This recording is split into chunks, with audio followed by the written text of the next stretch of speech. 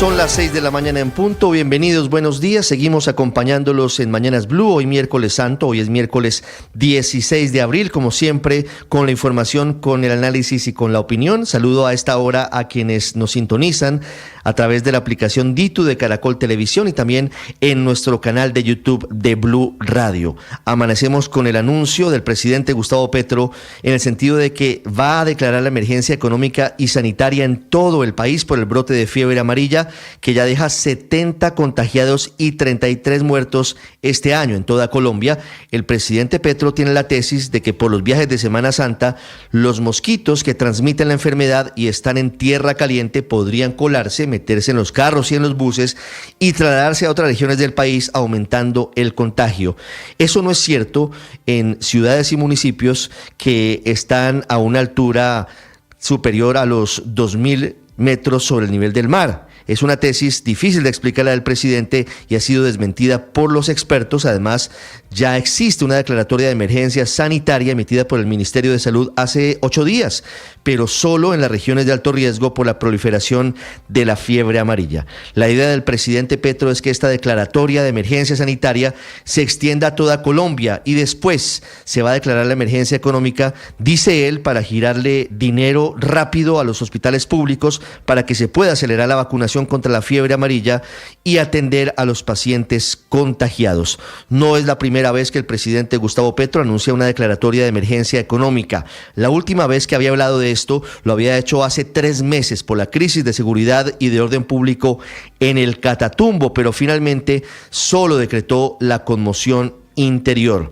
Hay que recordar que una situación similar, una emergencia económica y sanitaria en el país, solamente se recuerda en épocas de la pandemia del COVID-19 durante el gobierno del presidente Iván Duque. Esto le permite al gobierno no solamente apropiar recursos más rápidamente, distribuir el presupuesto, sino que también incluso podría tener restricciones a la movilidad y otro tipo de herramientas que desde ya puede causar controversia. El presidente Petro aprovechó el brote de fiebre amarilla para criticar a quienes considera sus contradictores políticos, a la gobernadora del Tolima, Adriana Magali Matiz, a quien acusó de no trabajar con el gobierno nacional para frenar los contagios. Ella habló aquí el lunes en Mañanas Blue y dijo que estaba trabajando sola porque el gobierno nacional no le había acompañado. El presidente Petro también critica al gobierno de Bogotá, al alcalde Galán, por los casos de fiebre amarilla, y dice el presidente Petro que hay que acelerar la vacunación en Bogotá y hasta recomienda que los colombianos que no se han vacunado contra la fiebre amarilla no viajen durante Semana Santa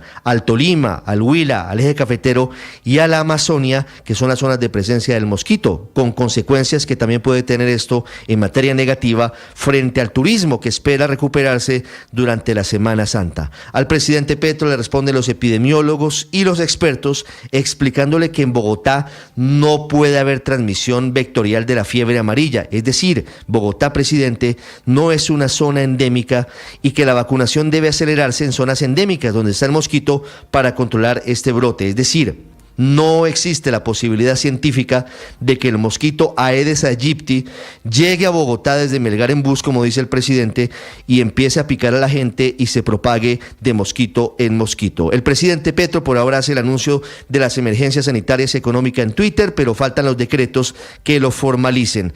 Como les decíamos, en el caso de la emergencia económica debe estar sustentada en hechos que, y leo textualmente, perturben de forma grave e inminente el orden económico, social y ecológico del país o que constituyen grave calamidad pública. Si no está bien sustentada esa emergencia, podría pasarle lo mismo que la emergencia económica que decretó en 2023 en La Guajira, que fue tumbada por la Corte Constitucional. A propósito del presidente Petro, muy activo en redes sociales en las últimas horas, ya conformó la terna que envió al Senado de la República para la elección del nuevo magistrado de la Corte Constitucional, en reemplazo de la magistrada Cristina Pardo, que en su momento hace 8 años fue ternada por el presidente de la época, Juan Manuel Santos. Los ternados son Carena Caselles, magistrada auxiliar de la Corte, Didi de Marrico, que tiene una larga trayectoria en defensa de los derechos humanos y en partidos y movimientos políticos de izquierda, y Héctor Carvajal, quien ha sido el abogado del presidente Petro en diferentes litigios. De hecho, ha sido el abogado del presidente en la investigación que se adelanta por posibles irregularidades en la financiación de su campaña. Algunos consideran que esta es una terna de uno, que estaría confeccionada para que Héctor Carvajal sea magistrado, mientras que otros creen que podría haber sorpresas. En cualquier caso, ya hay críticas porque la defensora del pueblo considera que debería haber sido una terna exclusivamente de mujeres la presentada por el presidente. Y hablando del gobierno nacional, les contaré sobre la historia interesante de la nueva crisis interna. El nuevo capítulo está de nuevo protagonizado por la canciller Laura Sarabia, quien arremete por Twitter, por X, contra el ministro del Interior Armando Benedetti desde Japón, donde termina un viaje internacional. La canciller confirmó que le entregó a la Fiscalía nuevos audios y conversaciones desconocidas por la opinión pública en desarrollo de la investigación por irregularidades en la financiación de la campaña Petro Presidente 2022. La canciller entregó nuevos audios y le pidió a la Fiscalía que la escuche en los próximos días para ampliar su versión sobre los hechos. En segundos, a propósito, tenemos aquí en Blue Radio revelaciones sobre este episodio, sobre los motivos que llevaron a Laura Sarabia a desatar una nueva crisis en el gobierno y a disparar de nuevo al final contra el presidente Gustavo Petro. Motivaciones, entre otras, que tienen que ver con la desautorización pública que le hizo el presidente Petro a la canciller en torno al reconocimiento de Daniel Noboa como nuevo presidente de Ecuador. El presidente Petro está pensando primero en que se publiquen las actas electorales, algo que no pidió con tanta vehemencia frente a su amigo el dictador Nicolás Maduro, mientras que la canciller Laura Sarabia había anticipado el reconocimiento de Colombia por Twitter, también felicitando a Noboa como el nuevo presidente por los próximos 4 años de Ecuador. Vamos a hablar de noticias judiciales en segundos. Emilio Tapia, el delincuente Emilio Tapia, el ladrón de cuello blanco Emilio Tapia, quedó libre increíblemente. Ya pagó 3/5 partes de la pena por el escándalo de Centros Poblados, por el robo de 70.000 millones de pesos para el internet de los niños en zonas apartadas en el gobierno del presidente Iván Duque. Ya pagó increíblemente la condena por el carrusel de contratos y ahora sale a disfrutar de las mieles del dinero mal habido. Y por eso hay polémica por cuenta de todo lo que está ocurriendo en torno a este episodio, porque mientras en Colombia pareciera que somos laxos con los corruptos, en otros países aplican la ley de forma más drástica. En Perú, por ejemplo, fue condenado a 15 años de cárcel el expresidente Ollanta Humala por el escándalo de Odebrecht. Y en orden público les hablaré sobre la guerra en el Catatumbo que no para. Son 300 desplazados que llegaron en las últimas horas a Ocaña por combates entre el ejército y el ELN. Las disidencias de las FARC asesinaron al soldado Julio César Vázquez en Jamundí. La defensora del pueblo advierte sobre un paro armado de las disidencias de Iván Mordisco en Caquetá, mientras que en el Valle del Cauca, también en Jamundí, hubo ataque con explosivos en contra de 4 militares que resultaron heridos. Sube el número de damnificados por la situación en el río Cauca, que otra vez se desbordó en La Mojana, en el boquete de Caregato. No pudimos con ningún gobierno con Caregato y La Mojana. Ya hay inundaciones en Majagual, San Benito y Guaranda, pero también hay advertencias frente a lo que puede ocurrir en Caucasia, en el departamento de Antioquia. Como siempre, es un gusto acompañarlos. Muchas gracias por estar con nosotros hoy, miércoles santo, con la información, con el análisis y con la opinión. Tenemos en segundos también información deportiva que tiene que ver con 2 partidos clave hoy en la Liga de Campeones, y también hablaremos del fútbol profesional colombiano. Hoy cumple años una tierra hermosa, cumple 115 años el departamento del Valle del Cauca. Un saludo a todos los vallecaucanos. Hoy es el Día Internacional contra la Esclavitud Infantil y hoy es el Día Mundial de la Voz. 6:09 a.m, como siempre es un gusto acompañarlos. Vamos a continuación con más noticias de Colombia y del mundo en el resumen en Mañanas Blue. Pudimos ir construyendo un sistema preventivo de equipos médicos en las regiones que nos permitieron actuar rápidamente en el Tolima. En fiebre amarilla contamos con vacunas para toda la población y se detuvo el impacto del virus en la población. El 29 de noviembre del año pasado, el presidente Petro afirmaba que su sistema preventivo había detenido la expansión de la fiebre amarilla en el Tolima. Sin embargo, ayer anunció que decretará la emergencia económica y sanitaria por el incremento en los casos de fiebre amarilla en todo el país. La razón principal es la rápida propagación del virus de la fiebre amarilla, según el presidente, porque no se han tomado las medidas pertinentes desde las entidades territoriales. Dice además que el turismo puede llevar a que el mosquito que transmite este virus llegue a Bogotá y a otras grandes ciudades en donde podría ser mucho más peligroso. El doctor en epidemiología y subsecretario de Salud Pública de Bogotá, Julián Fernández, le respondió al presidente Petro. Señor presidente, debido a la altura sobre el nivel del mar, debido a la temperatura, en Bogotá no hay transmisión de fiebre amarilla. La razón por la cual Bogotá vacuna y lo hace intensamente contra la fiebre amarilla es porque de esta manera protegemos a los residentes de Bogotá, pero también a personas de tránsito de todo el país, migrantes internacionales, desplazados. 2 días después de transcurridas las elecciones presidenciales en Ecuador, el presidente Gustavo Petro finalmente se pronunció sobre este resultado, absteniéndose de reconocer a Daniel Noboa hasta que no sean publicadas las actas de votación. Varias voces de la oposición colombiana ya se pronunciaron sobre esto, asegurando que se debe reconocer a Noboa como presidente del vecino país. Escuchemos al representante Juan Espinal. Bueno, yo lamento mucho que el presidente Gustavo Petro, en su cuenta de X, que termina siendo la cuenta oficial de la presidencia de la República, no reconozca las elecciones y el triunfo del presidente Noboa. Lo que sí hizo hace 19 horas Laura Sarabia.